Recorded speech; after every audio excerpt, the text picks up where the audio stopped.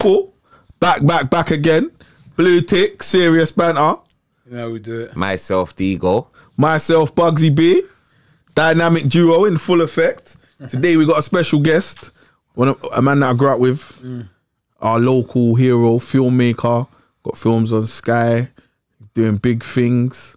Paramount, what is it? London Live, what else? Live. Paramount. London Live, Sky, not Sky. Owner of his own film company. Yeah, got a film company, AF Films. Yep, Andrew Frith. Yes, Yeah, big up. Yeah, thank big you guys. Big up yourself, Appreciate brother. being on this, man. How's it going?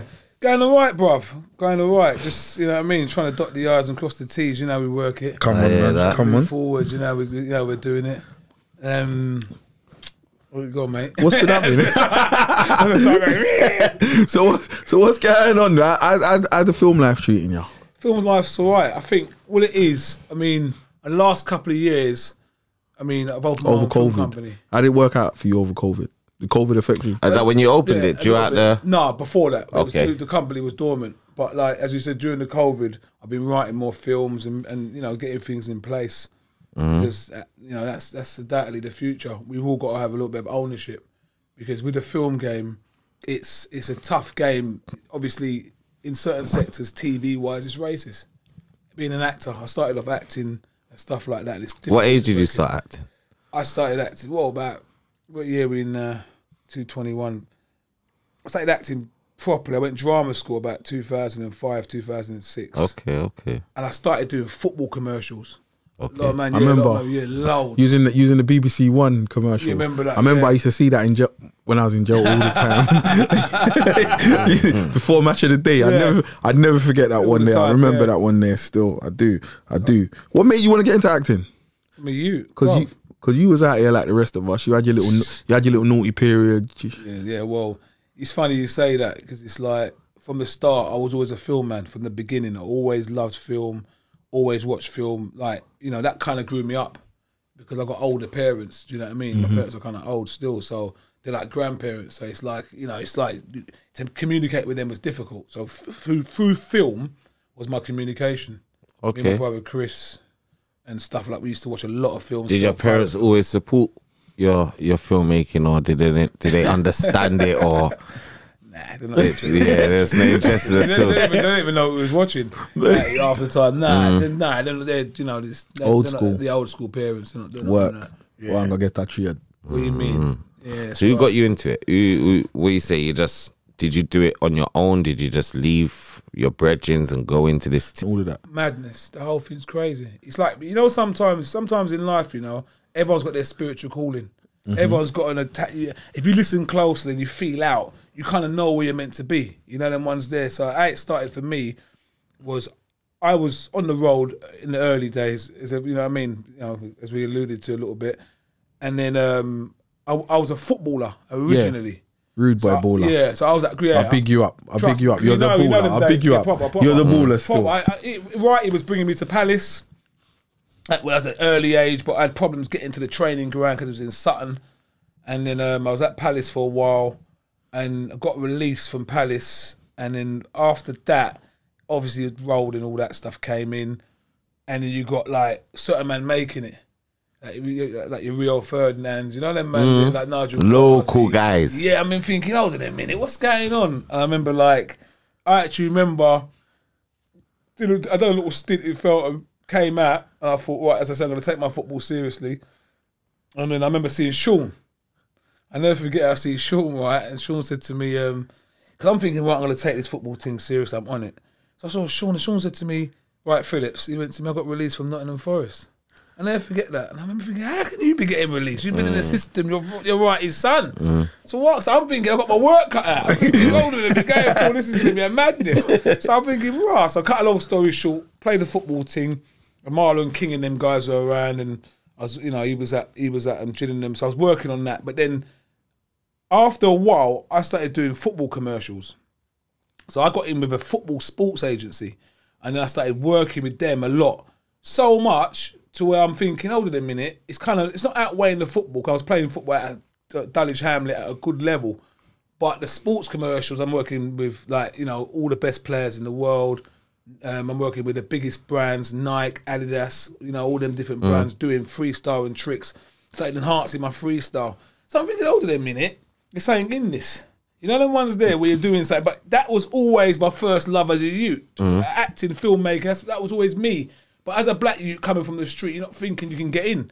100%. I'm not even thinking football's the only avenue. We're seeing righty, and everyone wants to be in right. 100%. There's no other way. It's either drugs or football. Yeah. You're either your brother or you're Ian Rat. It's one of the two. Literally. You get what I'm saying? Mad. So we was on the thing of like, hold on a minute, let's see if we can make this happen. So I was working with like, you know, not name dropping, I was showing you all the people I work with. Like, I was working with people like, I was doubling for Jermaine Defoe for a few years. Yeah, I remember. Hard working with him. Then I was working with all like Del Piero, Trezeguet, all them names there. Henri. I was working with on. Doing his thing, I Trust remember. me. I do remember. There's some big names come out of Lewisham, you know.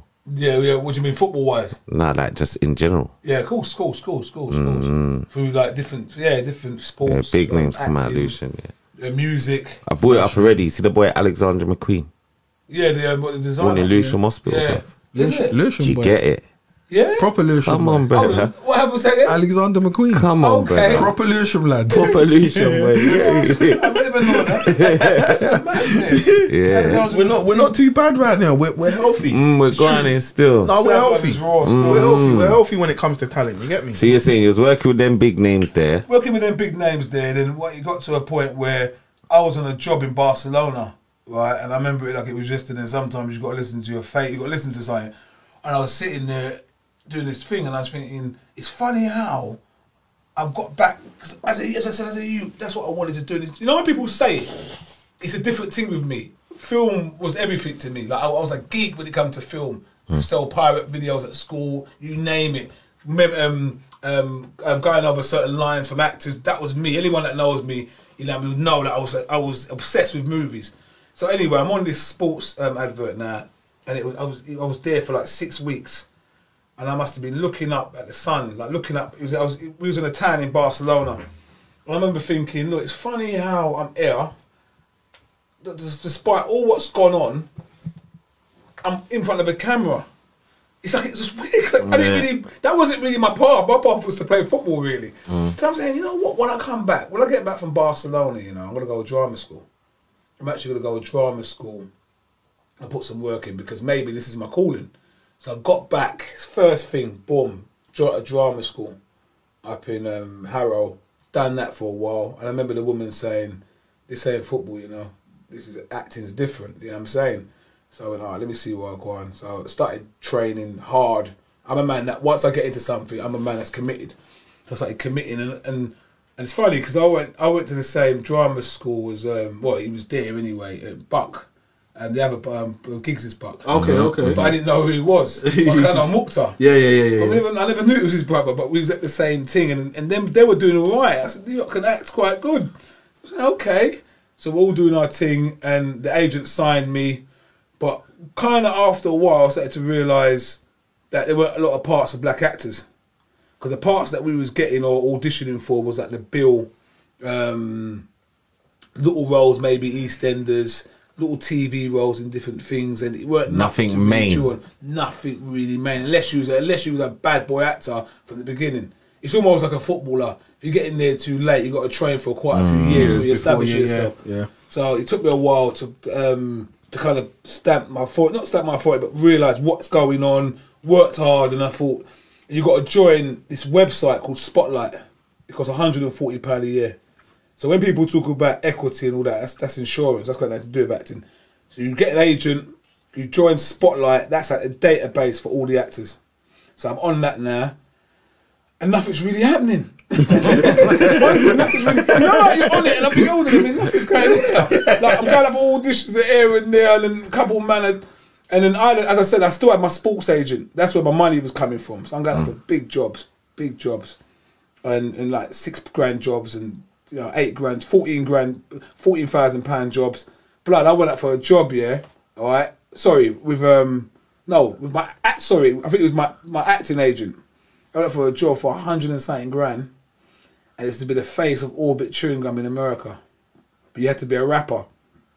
If anyone knows me, blood, I can't rap to save my life. I can't rap. Big up Hyman Roth. Yeah. My nephew. Yeah. Rapper, big up, right now. Yeah, Jason, big up my nephew.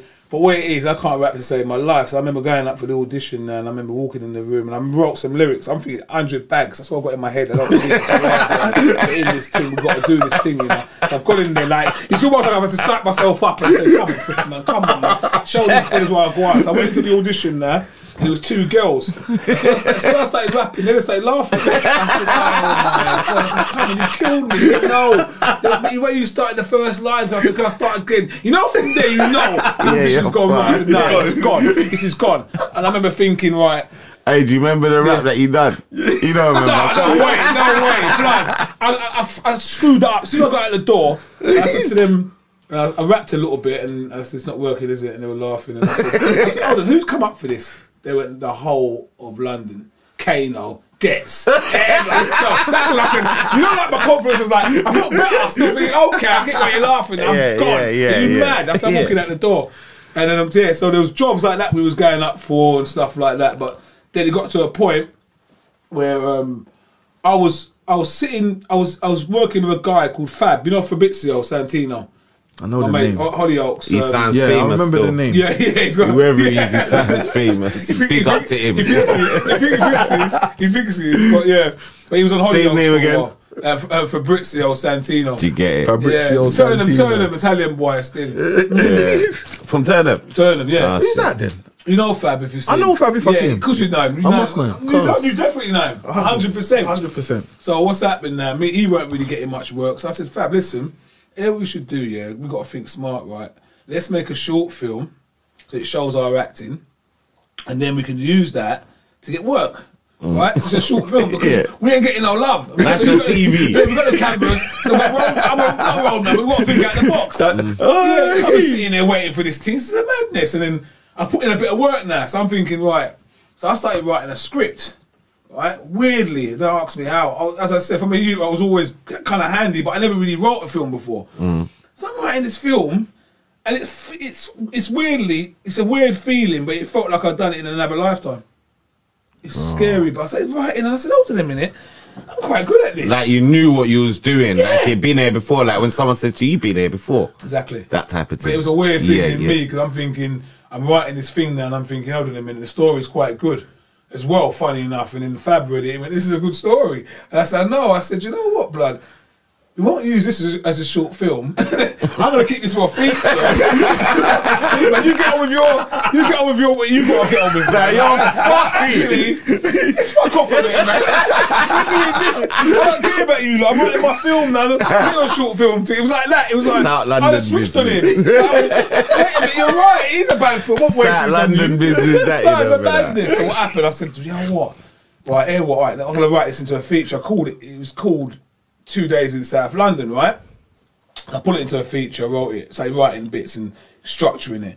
Then I wrote a short film, but the short film weren't all that, but at the time I thought it was. Like, you know them ones? It was, I had no dough to shoot it, so I'm shooting it, not like I never had no money, but I didn't put no money into it. Yeah. So I thought, let me just shoot this short film, and I got another actor, Craig from Turnham, big up Craig Allen, grew up with him still, even though he's had his problems, but he can act. So Craig's in this short film, and I put it together. And I air the twist now, blood. Just as madness, right? I went up for audition, some theatre audition, right? Air what happened at the theatre audition. Now this is the same time I shot this short film. Let's say it's December. Shot this short film. Went up for this theatre audition, and the theatre audition is like touring schools at North England, Newcastle, Leeds, and all that, right? So there I go on. So I'm auditioning for this thing. I've got it. They've gave it to me. Rare. So I'm thinking, oh no, I didn't really want it still because I'm embarking on the film. Like I'm getting this creating my own film platform now. Forget that. So then I've gone. My agent's gone, look, do it, Andrew. You never know what could happen. End of the day, you know, this is something that's good for you, your CV, blah blah blah. So anyway, so I'm thinking. So I'm reading the script, and you know, the first thing I was had to realise. The script wasn't written for a black brother. It was written for a white guy. And I'm not racist or nothing, but it shows you what's happening because they obviously are touring England with this play, or north of England, and there's probably a lot of black multicultural schools that they go into, and there's no black guys in the play. So they haven't actually wrote a black part in there. This they've casted a black man. We need a black guy. Yeah, so they've just casted you. But in the thing is talking about my blue eyes and my straight hair. What do you mean? They're gonna talk about like even the music. What is it? I remember reading a part, and the music was like the music that the guy listened to is not like what is it? It's a white band, but not even like a Oasis, or not even on that white tip. A different kind of white band, like a country type thing. Yeah, I can't remember anyway. So I'm reading the script now and I'm thinking this is all nuts, really and truly, you know. So anyway, I went up there I got the part. The money wasn't great. 3 months away in Newcastle Leeds touring. So I thought, you know what? Let me just go up there and see where I go on, because anything, you know how it is, and there might be a couple of nice girls up there, in the dormant and where. So we see where I go on. So I went up there and I remember going there thinking, let me see the setup. When I saw the setup, I said, nah. Because remember, it's that kind of geeky acting. This is a different world. You've got the hippie side of. It's nothing wrong with it, but it's just not different. It's not what man's. It's a different thing. You know what I mean? You've got all the college kids coming out, and everyone's a bit hippie and geeky and stuff like that. And it's all right, but it's not your thing. Yeah, it's not my thing. So I got up there now. I'm driving up there. Even the car I'm driving up there in TT. It looks too good. All these girls, people are coming out of college and all that. So I'm in the dormant. I thought, yeah, if there's any nice girls, I'll stick around. I thought, there's not even no nice girls. This is nuts. So I remember thinking, nah, you know what I'm going to do? I looked at the script, and it wasn't even that. I said, you know what, I'm meant to make films. I swear on my life. Hear what happened. I must have been in the place. The guy that I'm rehearsing with said, Anne, listen, if you don't want to do this, right, leave now-ish, because we've got to start rehearsing with you and all that stuff. And then if you leave after 4 days, we're fucked. Never man in. Yeah, we're fucked. So I said, you know what? Let me sleep on it tonight. He goes, yeah, sleep on it tonight. So I stayed there for one night. I didn't sleep a wink because I knew it felt like I had a choice here. Are you acting, Ange, or are we writing? Are we going to the gangster side? You could say, are we writing, directing, and making our own movies? And I knew it was that side because I felt it. Your own boss, innit? It wasn't even. You got more control. Yeah. Got more control, and I knew I could do it. And it was like it was making me. It was enriching me more. But the audition side is long. Right. Anyway, cut a long story short. Woke up. Chat to your mic, though. But yeah. Sorry, brother. That's good. That's good distance. So when you're looking at. So what I was saying is, I ended up going. You know what? I'm leaving, and I remember phoning my agent. My agent said to me, "Please stay." Sacked. Fuck off. Because she went. You've breached the contract. I've signed the contract. You've breached it. You've made me look like a mug because I've put you on, and now you're going after 1 day of rehearsal. Looks bad. Looks bad on me. They're not going to come back to me.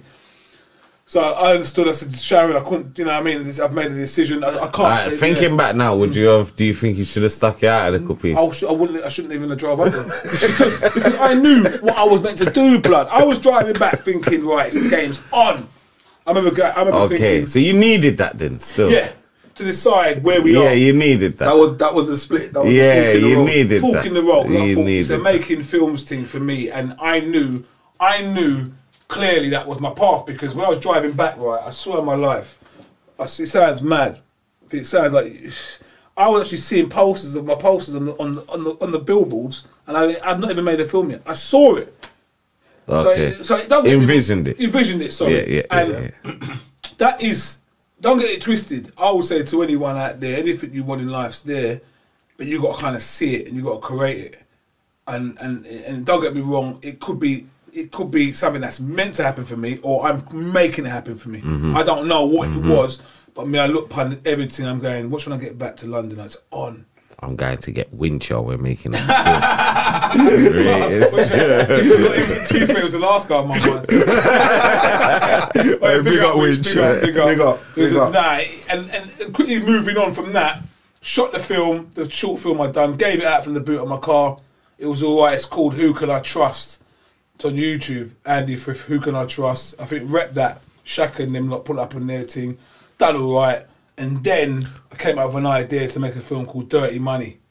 Low budget film, about £50 note. Yeah. Big film still. Seen that. It's a good little watch. Yeah, it's a white Italian guy in there. Yeah, That's the guy I'm talking I know about. you're talking about. So me and him, sorry, Dirty Money was made. And to that, yeah, what man don't realise is that I ain't done nothing yet. All what they're seeing now is nothing compared to what I've got. Tip of the iceberg. Proper, I've got some, bruv. I've got a couple of bad boy movies. So Dirty Money was all right. It was more. I tell you what it was. It was a learning process of how to direct, write a film that I can handle, see if I can pull it off, and then we build from there. So we're doing our groundwork. Where some man didn't understand. Some man said, Frith, man, what are you dealing with, man? Come on, man. Let's make a big budget production. But I said, I ain't got the money to do it. I ain't got the link to do it. But how are we going to start? We got to start somewhere. But man's got ego. Too much man's going, nah, I can't be. I need to be in Hollywood. I need to be in a big movie on TV. I said, big man, we've got to start from somewhere. If you love the process, I like the process as well as. For me, being a superstar thing ain't it. It's not it for me. It's the journey. building. You enjoy the whole thing. Oh yeah, exactly the whole thing. I love everything. The ups and downs. So yeah, that's how the ground thing started. And then obviously it snowballed into Hood Luck. Big film again. Yeah, 187 a lot of people love that film. 198 grand. Is it 198? I thought it was 187 grand. I'm really joking. Yeah, so it snowballed into Hood Luck, and Hood Luck got a lot of attention. Yeah, it really did. You got so bro. You got Hood Luck. Hood Luck ended up on Sky TV, bro. How do you even like? Just for anybody else that's out there that's into films, like. How do you even go about getting your film on Sky TV? Is it a case of it's not what you know, it's who you know? Both. Do you know what happened? Sometimes everything's... Do you know what it is, blood? I swear on my life, it's like a man saying to you, how we get into West London? And we ain't got no money in our pocket, no car. But we're looking to just walk a little bit and we're just seeing what happens. That's exactly what I was doing. But you got faith in you to know you're getting to West London. 100%. That's what I was on. Literally, blood. I said to myself... Come from a Christian background? Yeah. The faith I've been church a long time, though. Still. They push it into you from young. I'm a prayer. Yeah. My sister's a pastor. You walk with faith, man. Completely. I know. You know. A lot of people do and they don't even know they do. Like, see if you will leave your house to go to a shop.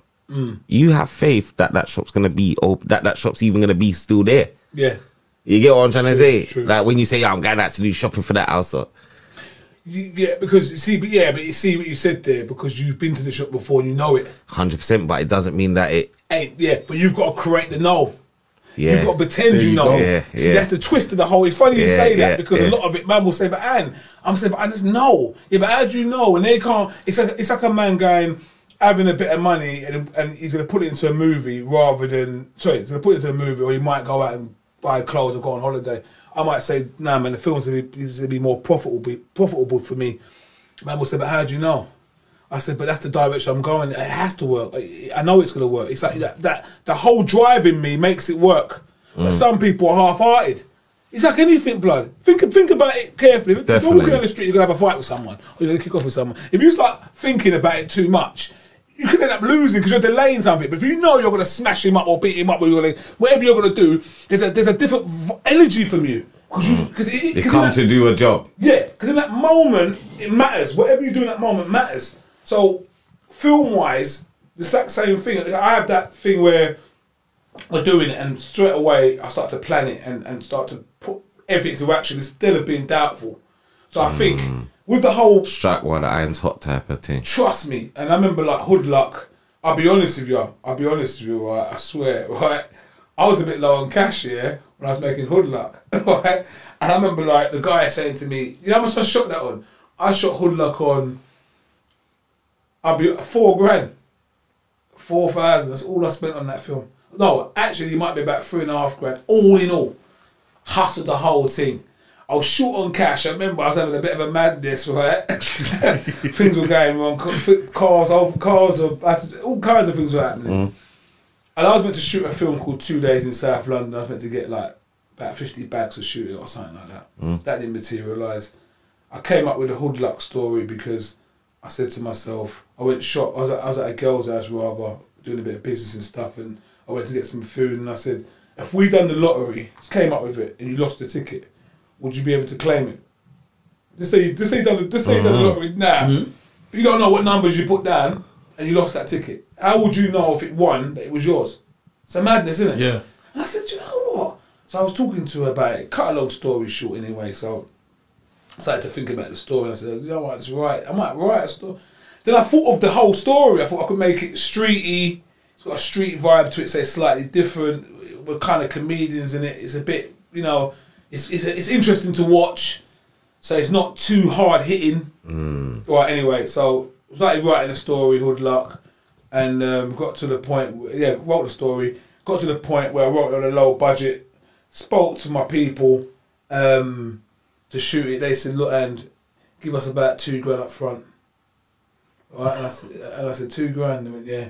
So I went, hold on a minute, I've got about a grand around me. Right, cut a long story. Ended up, I won a bet on the football. That's how I paid to make Hood Luck. I won a little bet on the football.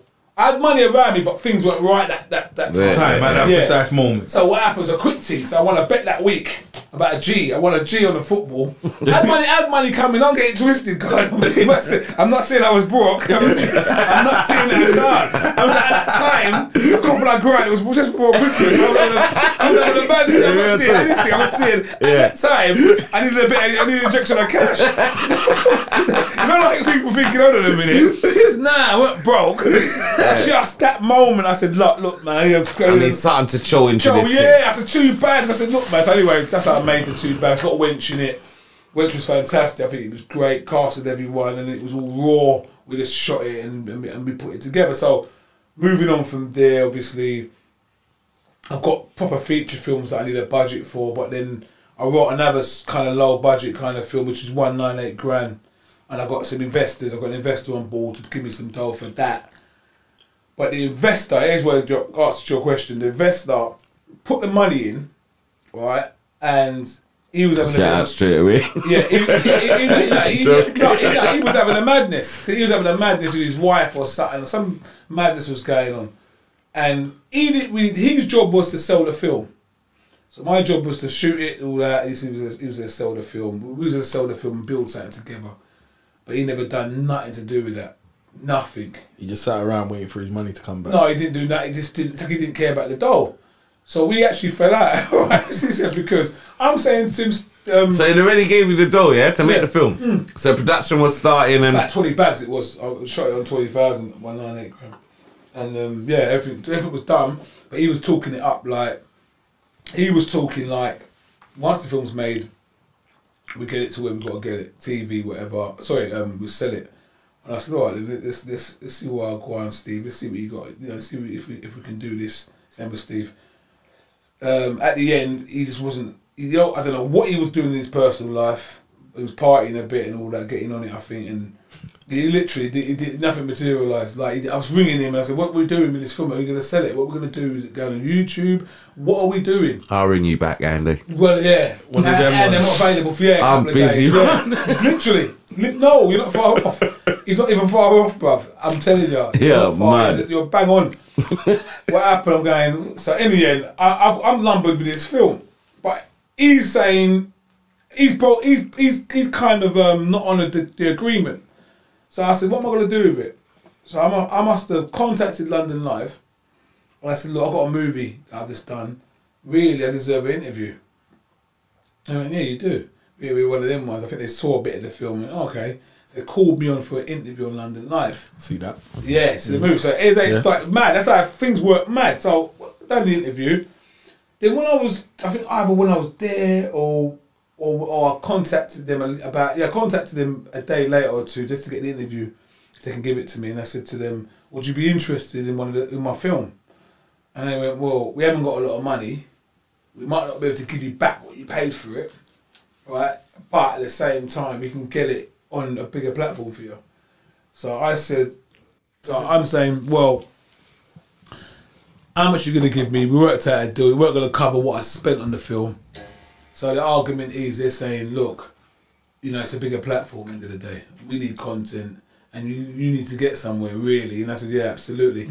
So, yeah. It all made sense. It made sense. But I didn't pay for the film. Remember, so that's what. If it was my own money, it wouldn't have made sense. Yeah, because I would have said, hold on a minute, I've just lost 20,000 here. Right? I could sell it and still do a move. But what they're saying with some channels is it's unsolicited, not unsolicited. It's obviously a deal where you can show it anywhere else. The name will come back to me in a minute. I can't believe I remember the name, but it's a good deal where you can show it on YouTube and plus they can have it. But non-exclusive basically. Sorry, a non-exclusive deal. Where it's not strictly for their program only. Yeah, it's exclusive. Really that can't go nowhere. So I said to them, all right. They said to me, we have to watch the film. We'll get back to you. And here's one. It was a mad sign. I was on the phone to the guy that DLP'd it, director of photography. That's a guy called Jeff Owusu. So Jeff's going to me, I don't know why you're going to give it to London Live, because they're not really giving you the money. Sell it. You can sell that for about 40 bags. I said, I know. So we're talking about it. And it's all good. Sorry to cut you quickly. It's all good. A man say sell it. Where do you sell a show to? Absolutely. What you do, you get a sales. You have to contact almost like sales agents, film sales agents. Okay. And they have to look at the film. That's long. That's long. The process within itself. God, that's. Because they're gonna don't they scrutinize? Do they send you back to have to polish stuff or not? They'll just tell you whether or not they want it or not. Bit of both. They might say we want this film, man, but you got to change the sound. But my effort was perfect, luckily for me. But that's what they'll normally do. Can we work with this film? We can't work with it. Or they might lie to you, and they will go, give us your film, and they might fly to, or I don't know, they might have connections in America, and give it to a distribution team, company in America, and not tell you what they've actually done. There's a lot of sharks. They might just take a product and go, here what. We do a deal with you and they say, look, we've done this, here's your money, but we can't pay you this much, and they just do little dodgy deals, so you got to be careful. But how do you find out what's going on? Exactly. Because some of the films are going to, like, I don't know, Vietnamese TV or Indian TV. You might never see the film again, and it's done. So my argument was, the money was important, but it wasn't. It was just getting myself known and out there, because that's the name of the game. If people weren't watching your films, how can you get investment? And you can use TV as a way to say, look, I got my film on TV, right? To the investors, like, give us some money. You can see what I'm dealing with. So as I was on the phone to Jeff's going to me, no man, you should sell your film. And I was thinking about it. I'll tell you a quick story.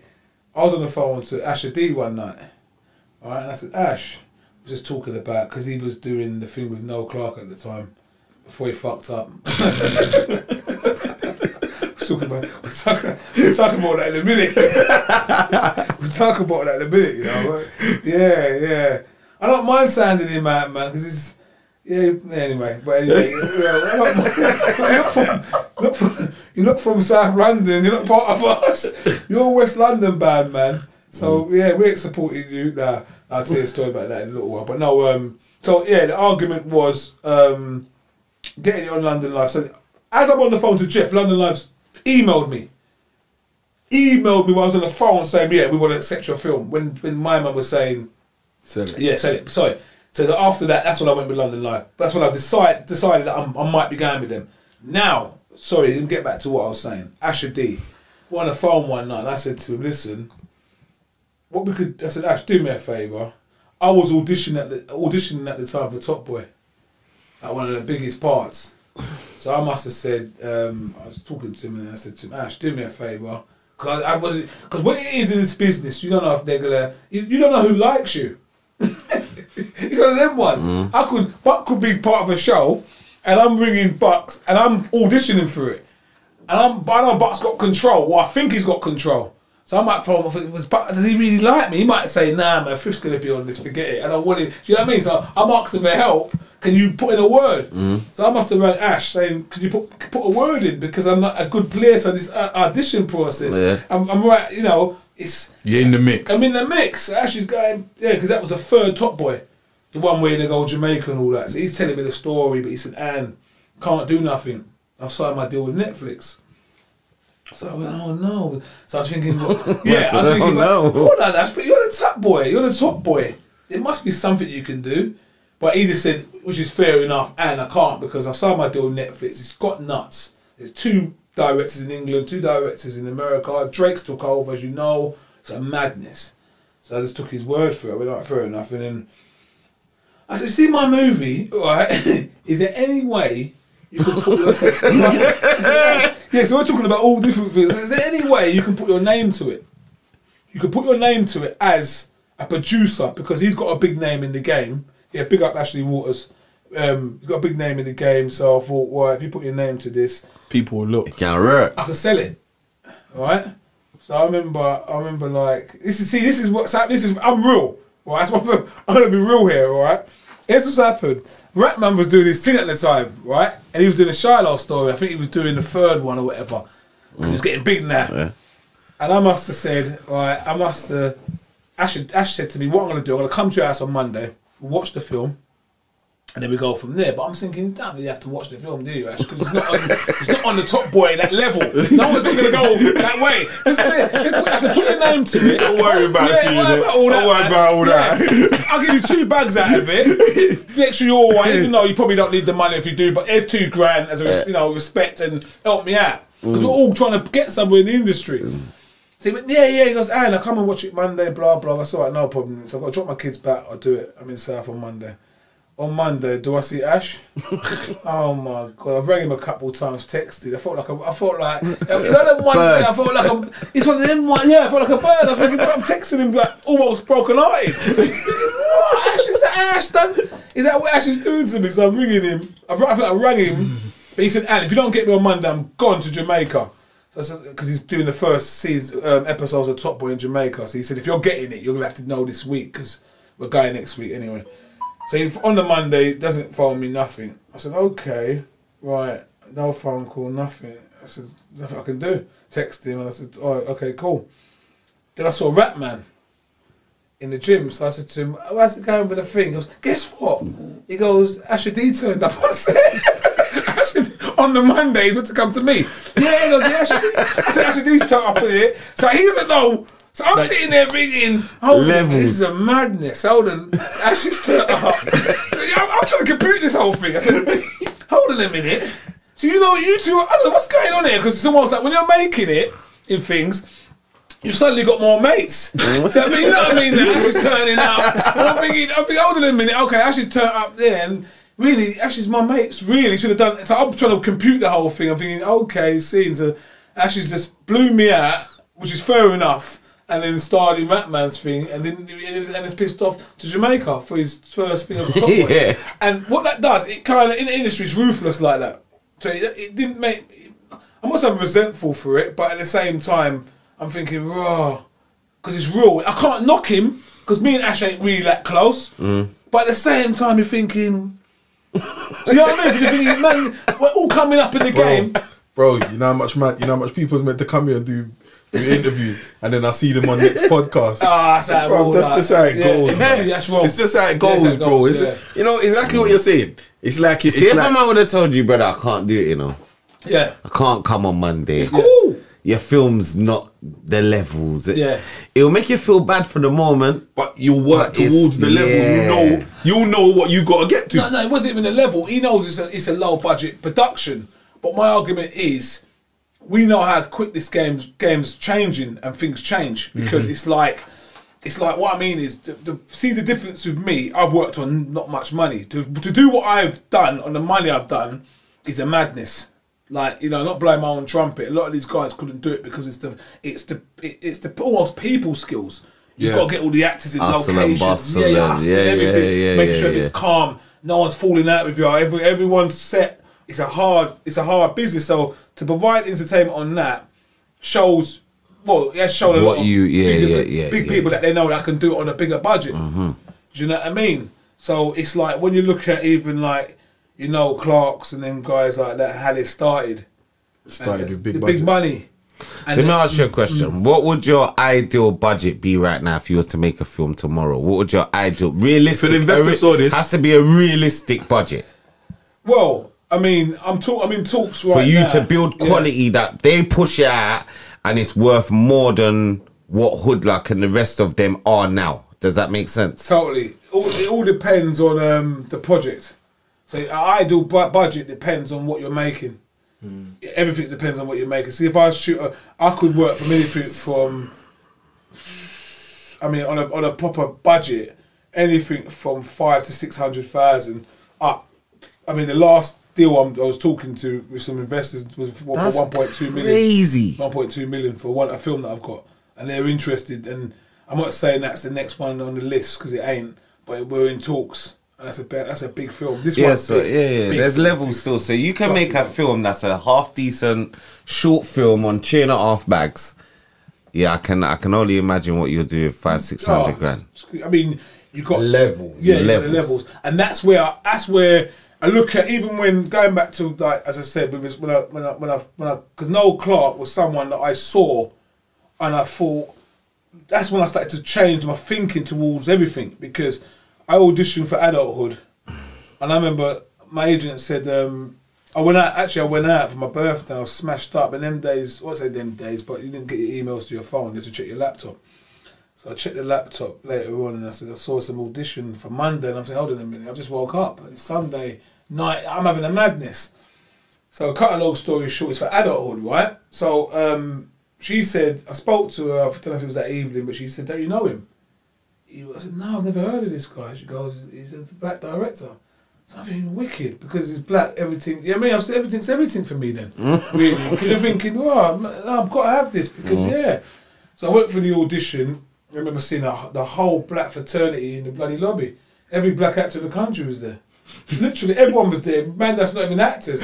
Comedians were there. Like Richard Blackwood in there, man. Richard. All the man them was in the lobby. I said, well, that's Clarke, what, go on. And then obviously he's calling everyone in, he calls me in. And I'm thinking it's a black brother. So I'm thinking, yeah, wicked. It's a black man. You know what I mean? It's different. Was it? It weren't different at all. He was more arrogant than anyone else. Sitting in the chair, the way he was moving. And I said, yeah, well, I think I came in with like, wild one. He looked at me like I was mad. Everyone's there thinking, this is a different world. I thought, but my argument is, why is everyone acting like this? Just be yourself. Just be yourself. I don't get it. All this like, so he's there acting like, and obviously, you know, we're all younger than as well, so maybe he had a certain profile he wanted to keep up. So he auditioned me for it. And I remember he goes to me, what did you do? I was boxing at the time, hard. And he went, oh, you boxing? I went, yeah. And then I auditioned for it, a part, right? And do you know what? It sounds mad what I'm going to say, because you're going to think I'm nuts. Right? There was a part where a man was in jail, in the scene. Right? And because obviously I grew up with Andy Sparks, when I was reading the part, I acted like I was him. In a part, because I thought, this would be fun. So I acted like I used to mimic him all the time for jokes. So I acted like I was Spark in the scene. He went, do that again? He was saying, do that again. Obviously, he doesn't know what I'm actually doing. He doesn't know what I'm doing. But I was acting like I was him doing the dialogue. And then he would do that again. I kind of thought, yeah, I might have this in the bag. And I kind of lost my concentration a little bit. And I fucked it up. The second one. And he went, nice one. And he goes, yeah, thanks for coming in. He goes, by the way, good luck with your boxing. Right? I remember him saying that, right? But I never knew him. I was thinking, I said, good luck with your boxing. I said, hold on a minute. Hey, does it mean generally like we're going to see each other next week and film it, or is it mean like we're not seeing each other? Like, you know, you just can't compute it properly. So good luck with your boxing. And I remember, someone said, take care of yourself. Yeah, take care of yourself. But he generally meant it nice, but he basically told me, you know, he didn't leave no suspense to think that maybe I could get this. So good luck with your boxing. I actually never forget him saying that. I thought, what a bastard. You hear he's arrogant though. Oh, he's like, yeah, he's mate. Because obviously other things. So I read his script. I had adulthood. The draft. I said, let me see what he's going on with anyway. After about a week or two, when I realised I didn't have it, I checked the email. I went, oh yeah, but he sent me the script. Let me read. And I read the script. I went, it's okay. It's okay. And he started off with big money. So it's easy. So you get advised. You get advised on set. You got people around you. You got a production company. Come on. You got guidance. You got a margin to work with. Trust me. Definitely. And there's where, you know, your people like Ratman, obviously, would have that on Blue Story. You know, they're not going to jump, they'll put you into, I mean, for those of you that don't know, you know, these guys won't get put straight into the deep end. They know you got a talent, and they will nurture your talent and help you figure out what you're doing. So I'm not saying it's easy, but it's half cut out for you. I mean, your vision. So you might have a vision, so they'll all say to you almost, because as I said, it feels like I've done it in another life. So even though I've got a good experience doing low budget movies where it has to be my vision, like I'll be honest, when I was making Hood Luck, man didn't really know the script properly, because man didn't really read it properly. It's like me calling the man then and saying boom, and you're saying Frith, what's going on here? I mean, I've seen the script, but obviously I think I can't bother to read it. All I've done is I've read my parts and I know what I'm doing. But I'm not going to read the whole script to help you. 100%. So you get all that where man's telling me, man's arguing with me, and I wrote the script. Man's gone, yeah, but hold on a minute, ain't that meant to go that way? Because here's what we should do. I said, no, blood, read the script. It doesn't go like that. We need to shoot that scene. That's what cut to that. And man's just going, all right, Frith, whatever. And when they see the end result, they're going, blood, oh, cold. And it's all that. So it's like, it's like when you're making big productions, you've got the people kind of there in and around you, supporting you, supporting everything you do, and making sure you've got the right vision. Because remember, it's their money, and they're kind of saying, all right, it's your script, but they're just changing, tweaking things and helping you. Obviously, it's a massive difference, massive advantage. The support structure must be crazy. Yeah, 100%. Yeah, you get me. Everything falls onto you when you do it. If you've got a support structure, it must be different having Paramount. Be crazy. Paramount ain't letting nothing pop down. Yeah. And you know, once their money's in, they're not letting nothing pop down. Making films to me just seem it's very intricate in it. There's a lot that goes into this thing, like shooting scenes time and time again. You gotta have memory cards big as fuck in your hand, mate. Yeah. It's all structured, obviously. I mean, the camera side, the DLP, and having, because you're obviously uploading things on hard drives straight away. So if I'm doing something, I'll be uploading things on hard drives constantly. Getting all the scenes, 2 hard drives. You gotta have a backup hard drive. But other than that, I mean, when people think it's difficult, it's you've almost got to watch the film in your head before you make it. That's how I make that's how I write films. I'm watching the scene in my head, like watching it. Yeah, that's ill. Yeah, then you see it you see it on the screen, so that's how everyone else should see it. I know what D's gonna say, not Bucks. I know what you're gonna say. I might go, I've worked with them. I know what you're gonna say. So I might be writing a character off your personality. Yeah, but it's not you. It's a character. I'm looking at you writing it, thinking, and I'm looking at Buck. I'm thinking, I know what he's gonna say. I know what he's gonna do. I think I know what he's gonna do. I know when he's gonna laugh or do something. So we're watching something unfold, and so much people write films, but they're not thinking. They're just too flat. You need to watch the film, and to watch that, you've almost got to know film and know timing. Timing, and when you see, like when you see something, I tell you who's bad at that, with someone like Martin Scorsese. I mean, there's a lot of directors and directors that control film, and you've got to look at how things are cut. When you're writing films, there's some things that don't need to be in it, but you don't realise it. You think you've got to tell the audience everything. You don't. It speaks for itself. Yeah. You got to give them enough to keep them enticed. Just enough. No. What I mean is, it's hard to explain. But when you're watching like Scarface, if you see how Scarface moves, he's in Freedom Town, and then he kills my man. Then all of a sudden he's working in the sausage or burger. Yeah, so you don't need to tell the. It's not the whole intricate. If you were writing that, you would have done that. You would have gone Freedom Town. He lands in, obviously, once he gets his green card, you might see another scene, but he's just straight. He's in the burger place with Monoro, and then my man pulls up fast. You see what I'm saying? Yeah. So when you're writing it, you're cutting out the dead wood. You're entertaining, but a lot of writers don't. Novice writers wouldn't write like that. Yeah, they'll write all these boring. You would scenes. write how you film it. So detailed. Well, it's funny, you both say, it's what am I saying? If you're writing a book, you can detail it differently. But if you're writing a film, and remember, you've got to fit a lot of things in, you've got to keep it entertaining, it's hard to know how to make it. It's hard to know. The brain almost knows what's going to happen without you explaining it. It's hard to explain. It's like, we didn't need to see anything else. From the burger bar, from the Freedom Town, from him meeting the guy It was left into to your imagination. Quick. Yeah, you just know what's gonna happen. Yeah, you don't need yeah. to see anything else. It just flows nicely. It's weird. The brain does it for it. It's like you don't need to see. You don't need to see another murder. You know he's a dapping a man. He's a gangster already. We know he's on the up. He's hungry. He hots my man in the car when my man's trying to help him. Wants to meet the boss. He goes, all right, boom. I take you to meet. Go and do a drug deal for me. And almost straight after he's doing the drug deal. They're trying to get to the point. Direct. Direct. It's very direct. I hear that still. Because you don't listen, and that's how you write. That's how you kind of understand script writing and storytelling. So and I learned that from watching so much movies where I just think, right, where they've cut that. Sometimes they cut things too early. But I think. So what you got? So what you got coming out now? What's future? What's the future? I've got about 3 films. I've got ready to come out. No, I've got a film. I've got 2 days in South London.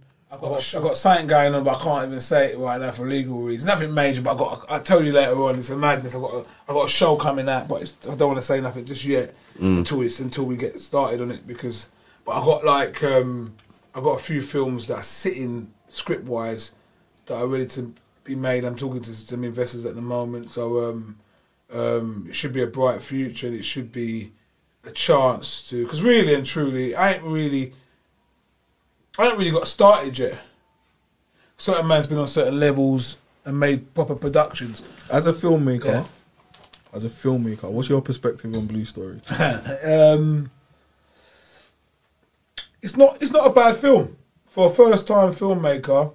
Yeah, big up Rap Man. It's not a bad film. It's a difficult one because when you're making film, all right, here's what's in my head. If you're gonna make a story that you think is true, that you might like, a street story, it might be one of them ones where people watch it and never really watch it again. It's hard to make a street story classic. You see, when you watch, what am I saying? You know, when you watch like Lock Stock, it's not really. It's a fun story to watch. So if that comes on, you're gonna keep watching it. Say about it. It's like it's easy to watch. Where with Blue Story, I think it's a good movie, but I watched it once, and it's almost like I don't need to watch it again. Yeah. It's not disrespect to him. It's just the way film is. I've had them things where I might think of a film thinking, I want people to watch it again though. What makes you watch it again? Certain films are like that though. That's why you said it's like classic, innit? Yeah. Certain films are classics. You might sit down and watch it over and over. Certain films you watch every year, every Christmas, every single Christmas. They are classics. And it's funny you say that, D, because it's like when you watch something like a Scarface, you're watching it for Al Pacino's performance because the way his character is. So you enjoy his character, and plus he's a bad man and he's doing his thing. But it's his character that makes you laugh when you see him, and he's an iconic figure. And when you watch something like, I don't know, a gangster film like Goodfellas or whatever, the way the story moves, it's clever. There's comedy in it slightly. There's a different kind of balance of characters. That Joel Pesci's different to Henry Hill, Ray Liotta. Personalities, the girlfriends, the wives. De Niro's different. So you've got different personalities. I think with sometimes street films, what irritates me about street films. I'm not saying Blue Story done that because it didn't. I'm not saying that. I'm just saying in general, everyone's a bad man. There's not one main. Even the main guy's a bad man. Everyone's bad. I'm bad. I'm bad. I'm bad. So there's no. It's a bit. No happy medium. There's no balance. Real. No balance in it. Yeah. It's not real. I think to watch. If I'm watching a film and everyone's bad and no one's taking the backward step, it's difficult for me to know. It's like I'm thinking. What we watch in films is journeys. Without even knowing it. We're watching what's the journey? Is it worth watching the journey? Is he that's why films where a man's either an idiot or grown up in a certain way or even a rags to riches story, we would love to see the beginning because it changes through the movie. Definitely. But what some movies don't offer that.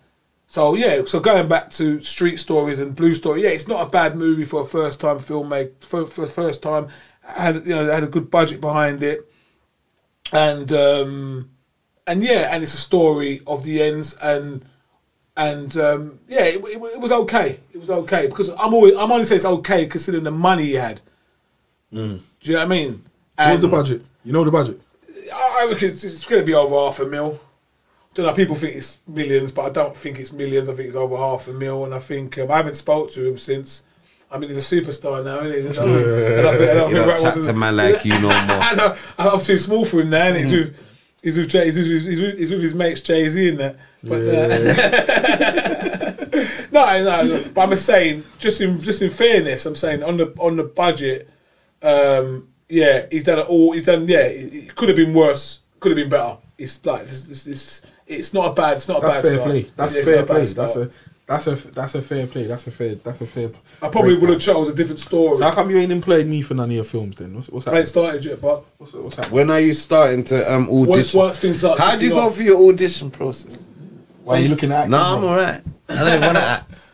Sometimes I audition people just by.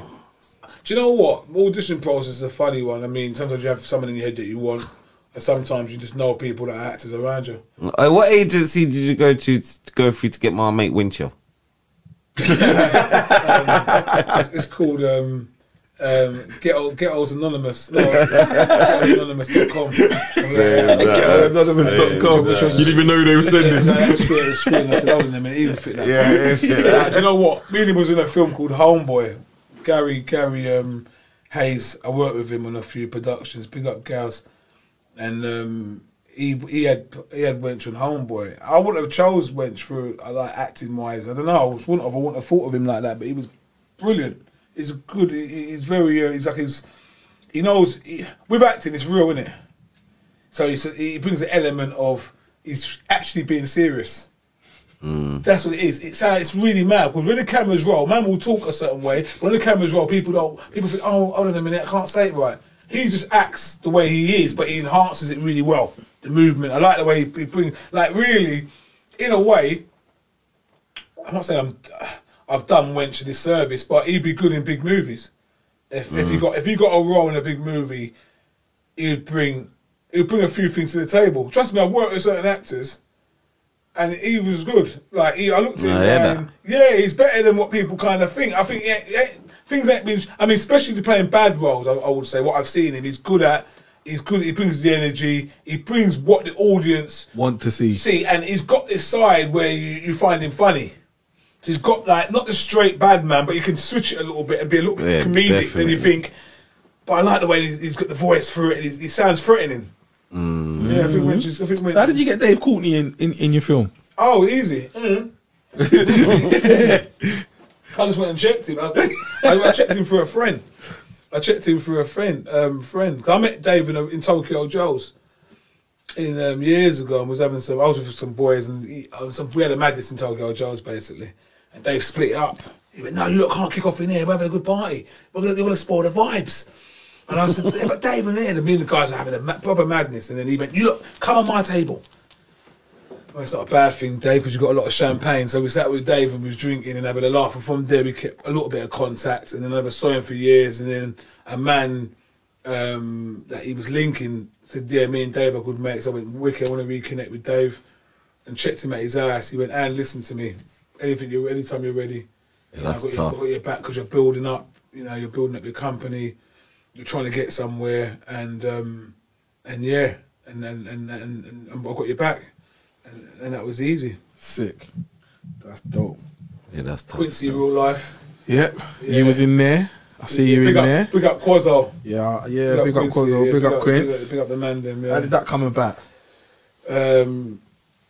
I saw him actually, and he said to me, "And I'm doing something. What are you saying?" Because from Joe, he knew I was doing. When he was doing his bird, he said, "Look, you know what I mean? Let's do. I think I saw him somewhere. Sorry, I did say I saw him somewhere, but I mean, I think it's actually started where I saw him somewhere, and he went, "I meant to see you today because I'm starting something soon. I need you in it." And and it snowballed from there.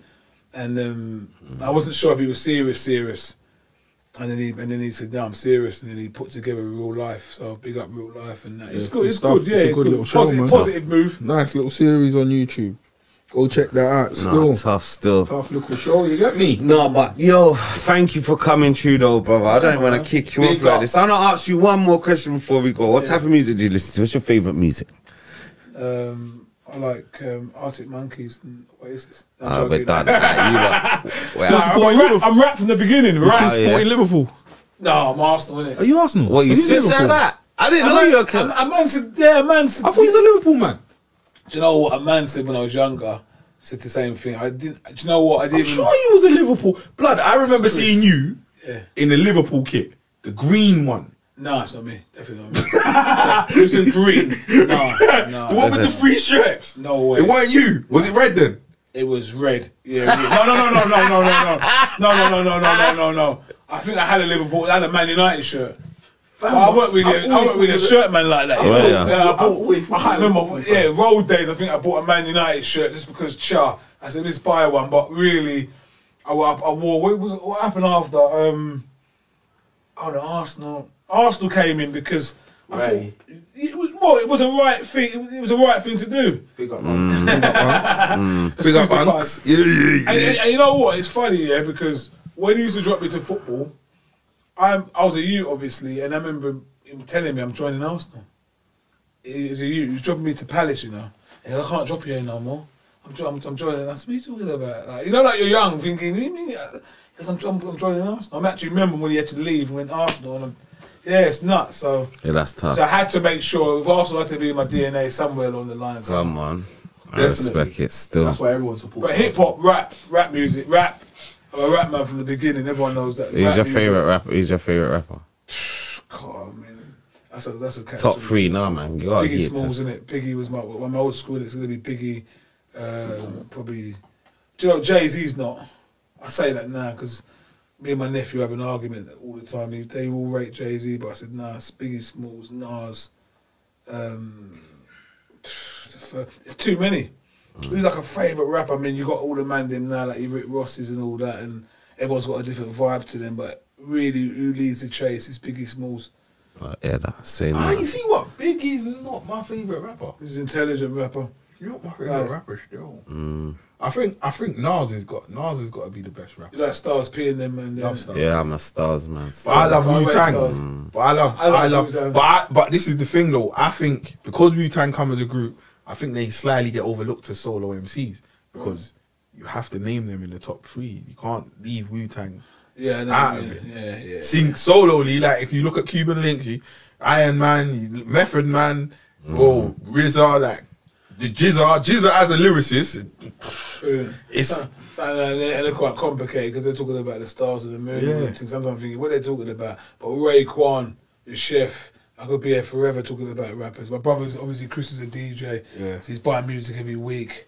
People that I didn't even know at the time, and I'm going, who's this? You know, them ones there, and before I know it, they're big. They're big. Yeah. I'm like, okay, so yeah. So I grew up on everyone. enough rappers, man. It's impossible. Now, big up to Chris as well. Big up Yeah, Chris, big up Chris Steve. Cut, back in effect. Yeah, Trust me. Yeah. Pillar of the community. Been there for how long now? Too many years. How long's Chris Cut been there now? They all moved. Remember the shop Chris was there. Cut- Chris they Cut moved to the was- corner. Chris Cut opened in 1993. Fucking hell, brother. Was it 93? Or 94. No, 94. No, it definitely was. And I remember everyone used to go in there. Old school. Madness. This is the old days, Madness. Sean Bob. Oh, mate. I Carlos. remember being in there and seeing him stand Ian on. Bob. I remember seeing him stand on the barber chair.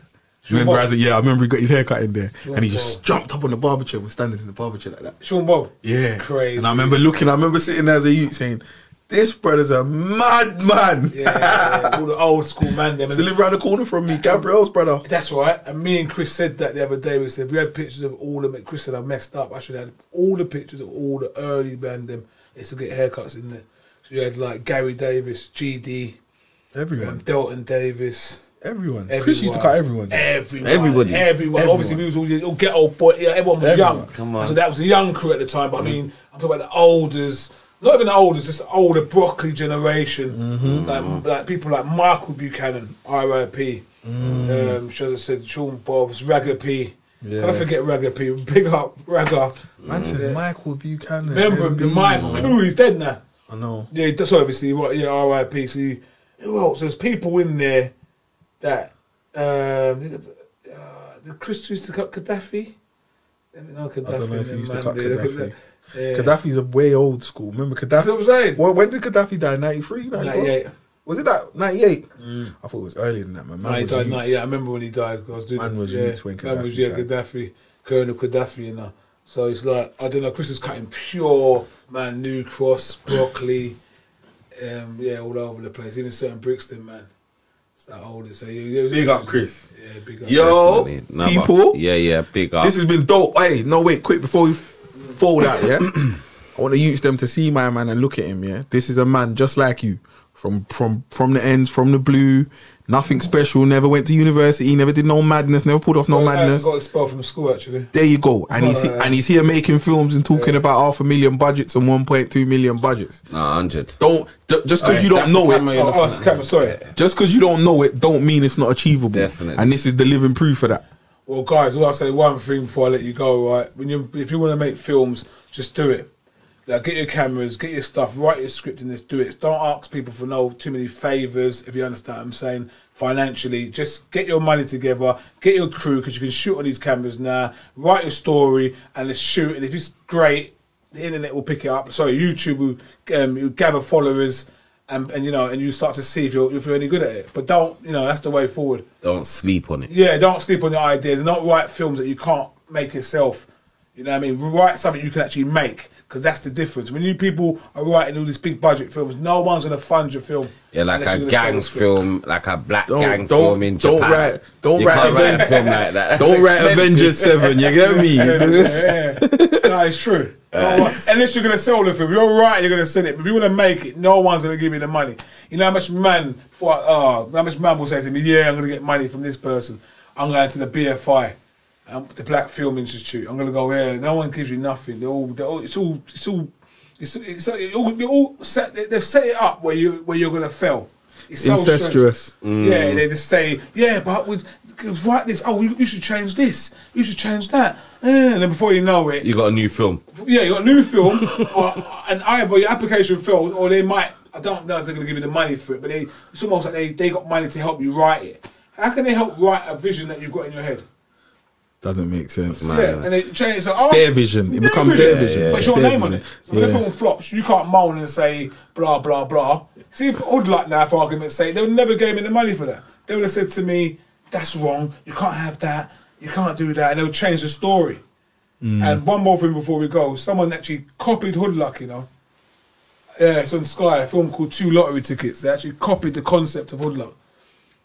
Yeah, I copied it. A Romanian company. I couldn't believe it, bro. I woke up one day, I thought I was seeing things. Fuck. I woke up and I there's biting in the movie industry. They changed it, you can get bit anywhere. Of course, but it's the same thing. Yeah, same thing. Alright, people. Yeah, big up. Please like, share, subscribe, tell a friend to tell a friend. Look out for AF Films. AF Films, add me on Instagram. Yeah, where do they find you? Instagram, Andy Frith Films. I've got a picture of no top on, sunglasses. You can't miss it. Hey, peace out. We're out. Love. Such a cheese ball, innit? I had to.